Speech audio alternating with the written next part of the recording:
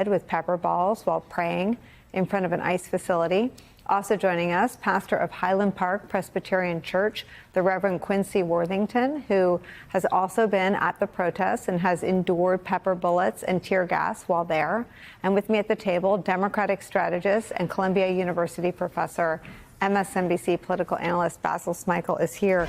Let me start with you, Reverend Black, because these images at a time when a lot of people feel like too much is coming at them really stopped everything, stopped the conversation. We played them during the broadcast on Wednesday. I received a flood of people who couldn't believe that this had happened. So I guess my first question is how are you? And two, what are we to do with the despair or anger that we felt when we saw this happen to you? Thank you so much, Nicole. And thank you for asking how I'm doing. I'm recovering. I've had a respiratory issue ever since that attack, and it seems to be connected. To your question about despair, I would just encourage everyone who is watching these protests to witness this as a moment of world building. That these protesters are actively building and rebuilding a democracy where everyone can live where they choose to belong, where our neighbors can return and live at peace in our communities with us. How do we get to the peace part when we're seeing parents and people who've been here for decades, people who haven't lived in the countries where they are from for decades, snatched off streets and deported? It's very disturbing. And, people have been witnessing this violence against me and other pastors and press in broad daylight. Trying to imagine what might be happening to our neighbors who have been abducted and are being held in confinement behind closed doors is just horrifying. I find my hope by consistently looking towards the valor and the joy and the peacefulness of the protesters who have been gathering at Broadview. I've been joining them as a minister and as one witnessing the gospel and the hopefulness that brings me. Jesus proclaimed that the end of the world is good news because a new creation is at hand. And I think that new creation is coming to life in America at this moment, to the terror of this administration and ICE agents and people who are clinging to very old and very violent ways. What do you see in the protests that you describe as joy? Thank you for asking that. There is such a deep sense of solidarity and mutual aid in these protests. Protesters are gathering in a way that is totally pluralistic and autonomous. This group has no leaders, it has no sponsors. It's a group of people who are in love with their neighbors and in love with their communities and showing up to be in solidarity with people who cannot speak right now, who are hiding in their homes or who have already been abducted and disappeared. I've read that thousands of people have disappeared and cannot be accounted for since they've been kidnapped by ICE. So the people who are gathering are doing it out of a profound sense of love, and we're gathering to sing and pray and chant and sometimes speak words of condemnation.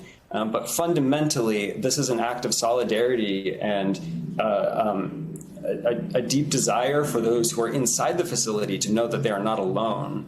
They can hear our voices and know that we are with them and we are for them, and we will seek justice for them and for them to return to our communities where they belong. Reverend Worthington, let me bring you in on this. If you could just paint a picture of what you're seeing in your community and what you want people to know who may be disturbed by the images, but we're obviously not standing there with you. Tell us what's happening. Yeah, I think over the past month or so, what I've seen, I can only describe as it's like watching the kingdom of heaven smash against the gates of hell repeatedly. Thinking about your question, I'm always brought back to the quotation from A.J. Musk that there is no way to peace, the way is peace. And what I've witnessed among the group of protesters that I kind of view myself as a chaplain to at this point is people peacefully protesting, practicing their First Amendment rights, fighting for their neighbors as best they can, to be met with such brutality And instead of responding with hatred or violence of their own, what I witnessed is seeing them fall back, care for one another, flush the pepper spray I have ever seen. Reverend Worthington, when people ask you if it's safe to be out on the protests or to bring their kids to the protests, what do you say? I think there are different levels of safety. I would, with the way ICE has been escalating their response to the protests, I caution us to ever say that it's safe there. But I think we do as best we can to provide a peaceful and safe environment. And there are different levels of risk that you can take at these. This morning, we were gathered with clergy from all denominations and walks of life to serve an interfaith communion service at Broadview in the hopes of maybe also being able to take it into the detainees. And the feeling there today, especially after these recent court rulings, was one of joy, was one of hope. There was a lot of dancing. So today was a good day, and it was a very peaceful day. And it would have been something I would have been glad to have anybody join us for.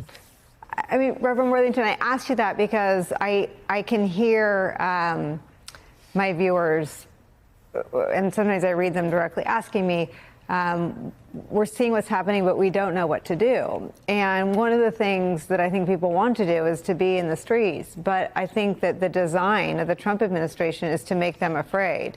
And that is, at least from the outside. The state of emergency is in America, not Chicago. And it's birthed from this president and his administration. Dr. King said he could not raise his voice against the violence of the oppressed without having first spoken clearly to the greater purveyor of violence, his own country. And those are my words to you, Mr. Trump. Before you dare speak about any violence in Chicago, look into your mirror and address the violence coming from the White House. Pastor was shot in the head with what appears to be a kind of pepper ball projectile while speaking outside an ICE detention facility in the Chicago suburb of Broadview. I want to warn you, some viewers may find the video of that incident upsetting.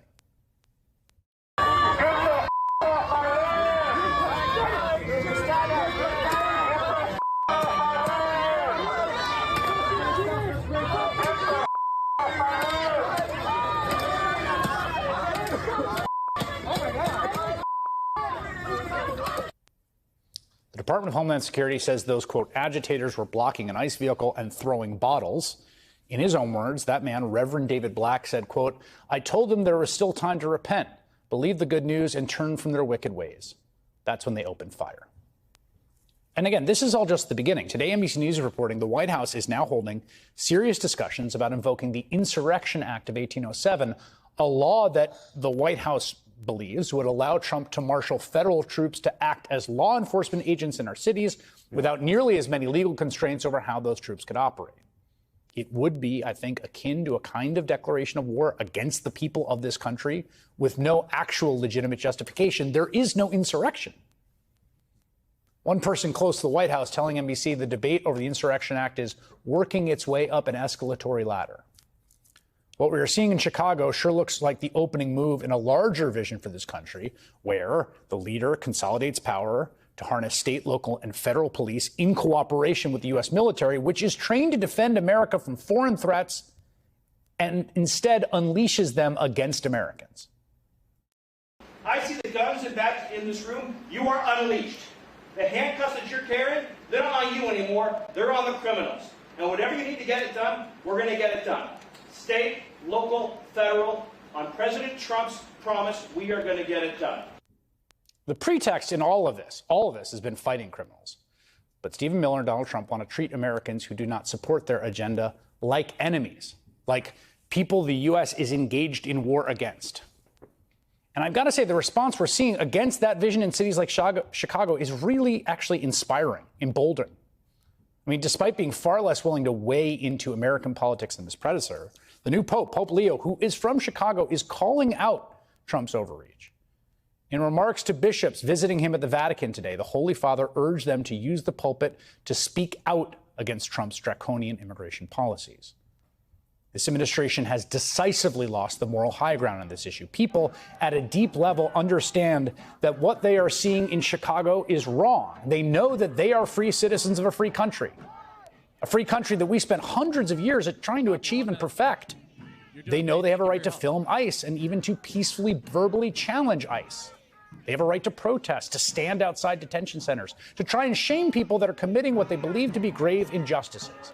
And the fact that they are continuing to do that, even in the face of this onslaught, is a testament to the fact. The camera catches him mid-prayer, his head bowed, his voice calm, and then, crack, a pepper ball slams into Reverend David Black's forehead. The crowd gasps. A holy man is bleeding outside an ICE detention center, not in some distant war zone, but in Broadview, Illinois, America, 2025. It's the kind of moment that doesn't just stop a conversation, it freezes time. A pastor in a clerical collar, shot while whispering a prayer for mercy. The nation saw the clip. Some watched with tears, some with disbelief, others with rage that felt too big to name. Reverend Black, soft-spoken but steady, speaks not of revenge, but of world-building, of joy. Yes, joy.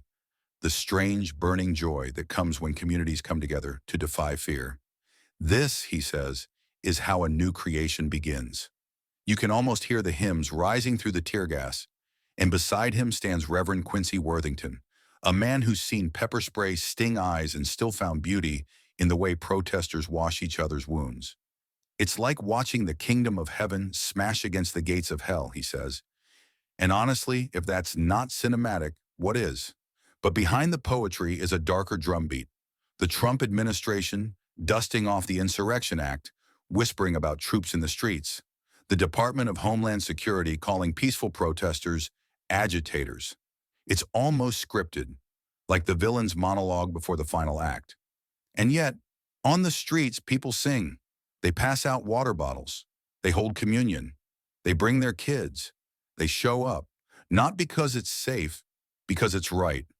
America loves a hero in a cape, but here the heroes wear stoles and sandals, and instead of flying, they kneel. This isn't just a protest, it's a battle for the soul of a country. And somewhere in that crowd, a bruised pastor wipes his forehead, lifts his voice, and keeps on praying.